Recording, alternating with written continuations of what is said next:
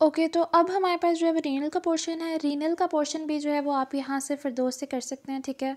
जो हमारे पास फिजियोलॉजी होती है ना, मैं आपको एक बहुत इंपॉर्टेंट बात बताती हूँ कि जो फिजियोलॉजी है ना, इसमें आपने कुछ भी एक्स्ट्रा नहीं लिखना होता, ठीक है। लाइक जो आपसे रिक्वायर्ड है ना, जो एग्जामिनर की डिमांड है, आप अगर उसे एक वर्ड में भी वो आंसर कर देंगे ना, तो आपको कंप्लीट मार्क्स दे देगा। और अगर आपने पूरे पेज पे भी कहानी लिखी हुई है तो उसका भी कोई फ़ायदा नहीं है, ठीक है। तो आई विल सजेस्ट कि आप जो है वो इसके लिए फिरदौस ही करें, क्योंकि वही बेस्ट है। बाकी जिन्हें बहुत ज़्यादा पढ़ने का शौक़ है वो गाइटन भी कर सकते हैं, बट मार्क्स उतने ही आएंगे जितने फिरदौस वालों का आएंगे। एनीवेज़, जो हमारे पास रीनल है, इसके पोर्शन में जो जो इंपॉर्टेंट मार्किंग्स हैं वो मैं आपको बताती हूँ, वो आप लोग करते जाएँ, ठीक है। सबसे पहले फंक्शंस ऑफ किडनी जो है वो एडीक्यू में आता है। जो टॉपिक्स आपको फिरदौस से मिले वो आप फिरदौस से करें, और जो नहीं मिलते उनके लिए आप गाइटन को देख लें, ठीक है। तो सबसे पहले जो है वो हम लोगों ने करना है फंक्शंस ऑफ किडनी, उसके बाद parts of nephron, types of nephron. Types of nephron जो है वो वैसे प्रोफ में भी इंपॉर्टेंट होता है, बट ज़्यादा इंपॉर्टेंट ये वाइवा पॉइंट ऑफ व्यू के लिए है। उसके अलावा GFR, ठीक है, ये बहुत ज़्यादा इम्पॉर्टेंट एडीक्यू है, इसे जितना अच्छे से याद करेंगे उतना आपका फ़ायदा है। और उसके अलावा डिटर्मिनेंट्स ऑफ GFR बहुत इंपॉर्टेंट SEQ है।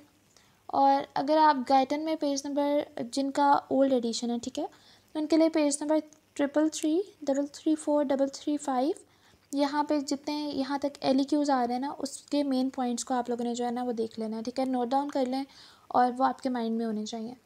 उसके बाद GFR की जो रेगुलेशन है वो फिरदौस से करनी है। फिरदौस में पेज नंबर 81 पे एक फिगर है, वो बहुत अच्छे से करना है। उसके बाद यूरिन फॉर्मेशन, प्लाज्मा क्लियरेंस, और फिरदौस पे पेज नंबर 86 पे डायग्राम है वो करनी है। Sodium and potassium reabsorption and excretion करनी है। एसिडोसिस, अल्कलोसिस, उसके टाइप्स, उसके ट्रीटमेंट्स और मैचुरेशन रिफ्लेक्स, ये पार्ट जो है आपने किडनी से करना है। और इसके अलावा जो भी आपको फिरदौस में कोई स्नैरियोज़ वगैरह टाइप, डिजीज़ वगैरह टाइप या पैथोलॉजीज़ दी हुई हैं, उनको भी बहुत अच्छे से करना है, क्योंकि उन्हीं में से स्नैरियो बेस्ड क्वेश्चंस बनेंगे, ठीक है।